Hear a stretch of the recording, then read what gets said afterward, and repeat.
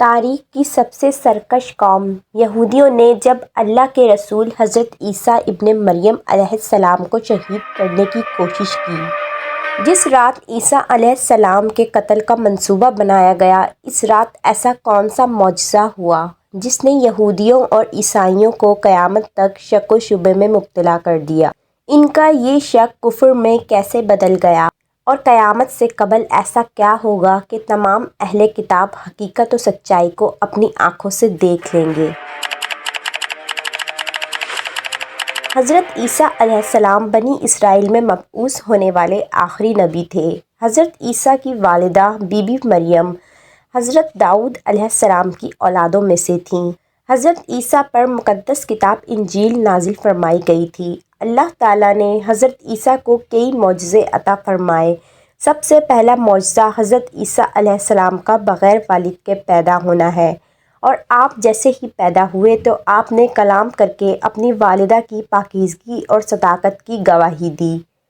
حضرت عیسیٰ علیہ السلام مٹی کا پرندہ بناتے اور اس پر پھونک مارتے تو وہ اللہ کے حکم سے پرندہ بن جاتا۔ پیدائشی نابینا شخص کی آنکھوں پر ہاتھ رکھتے تو اس کی بینائی واپس آ جاتی۔ برص، جذام اور کوڑ کے مریضوں کو اللہ کے حکم سے صحت یاب کر دیتے۔ پانی پر چلنا اور بہت سارے معجزات آپ کے ہاتھوں سے صادر ہوئے۔ ان تمام معجزات کو اپنی آنکھوں سے دیکھنے کے باوجود یہودیوں کی اکثریت نے آپ کا انکار کیا اور آپ کو طرح طرح کی اذیتیں دیں۔ اپنی قوم کی سخت اور مخالف رویوں کے باوجود بھی عیسیٰ علیہ السلام نے ہار نہیں مانی اور دعوت تبلیغ کے کام میں ڈٹے رہے۔ آپ نے لوگوں کو شرک، سود، زنا، رشوت خوری اور کئی قسم کی برائیوں کو چھوڑنے اور اللہ کے عذاب سے ڈرنے کی نصیحت کی اور انہیں اللہ کا پیغام سنایا، مگر یہودی اپنی کفر پر ڈٹے رہے۔ البتہ کچھ لوگ ایسے تھے جو حضرت عیسیٰ علیہ السلام کے پیروکار اور ہمدرد تھے اور آپ کے ساتھ دین کے کام میں مشغول رہے۔ قرآن مجید میں انہیں حواری کہا گیا ہے۔ مفسرین نے حضرت عیسیٰ کے حواریوں کی تعداد 12 بتائی ہے۔ عیسیٰ علیہ السلام کا نہ کوئی گھر تھا اور نہ ہی بیوی بچے۔ آپ شہر شہر جا کر دین کی تبلیغ کیا کرتے تھے اور لوگوں تک اللہ کا پیغام پہنچاتے۔ یہودیوں نے جب عیسیٰ علیہ السلام کی بڑھتی ہوئی شہرت کو دیکھا تو انہیں اپنے دین کے متعلق خطرہ محسوس ہوا۔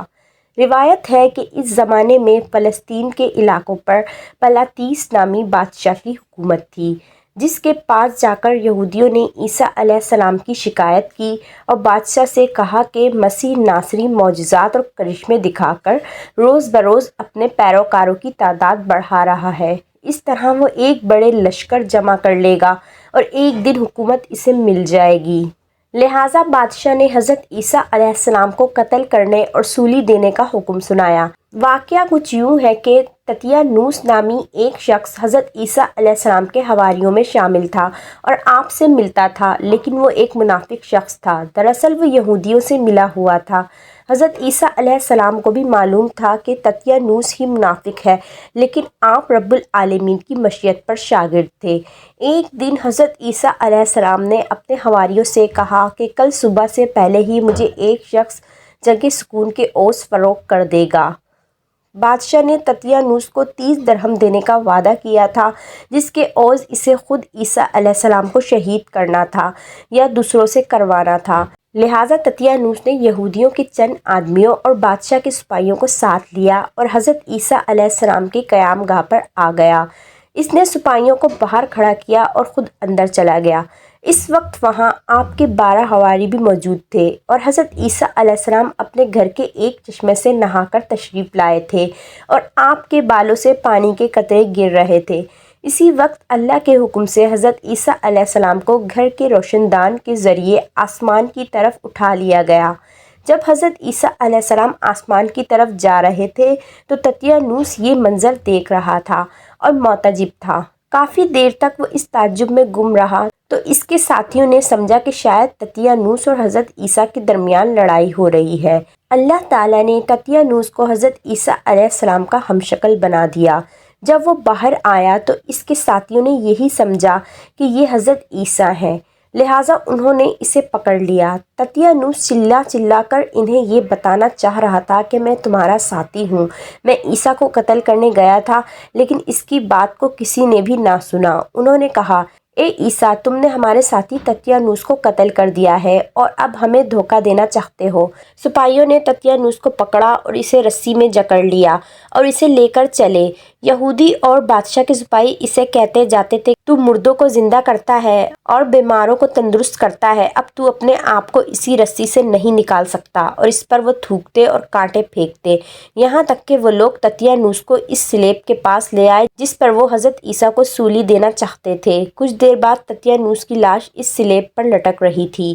سلیب پر چڑھائے جانے کے بعد جب تتیانوس کے لوگوں نے اسے غور سے دیکھا تو صرف چہرہ حضرت عیسیٰ علیہ السلام کا تھا، باقی سارا بدن تتیانوس کا تھا۔ یہودیوں نے کہا، اگر یہ شخص عیسیٰ مسیح ہے تو ہمارا آدمی تتیانوس کہاں ہے؟ اور اگر یہ تتیانوس ہے تو عیسیٰ علیہ السلام کہاں گئے؟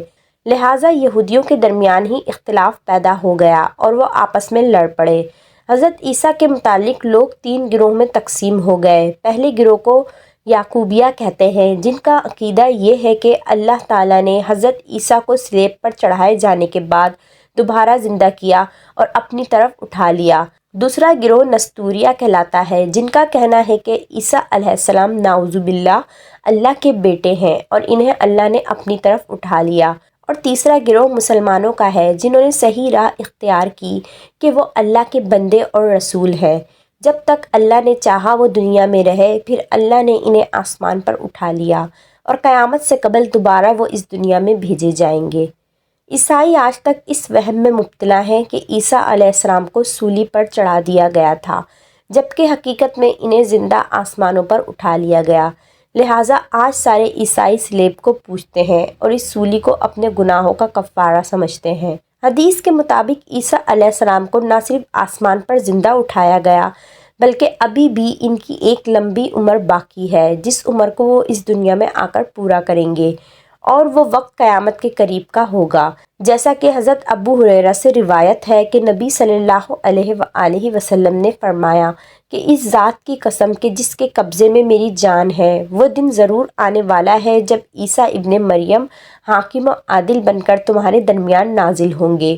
وہ سلیب کو توڑ دیں گے، خنزیر کو قتل کر دیں گے اور جزیہ اٹھا دیں گے۔ مال کی کثرت اتنی زیادہ بڑھ جائے گی کہ اس کو لینے والا کوئی نہیں ہوگا۔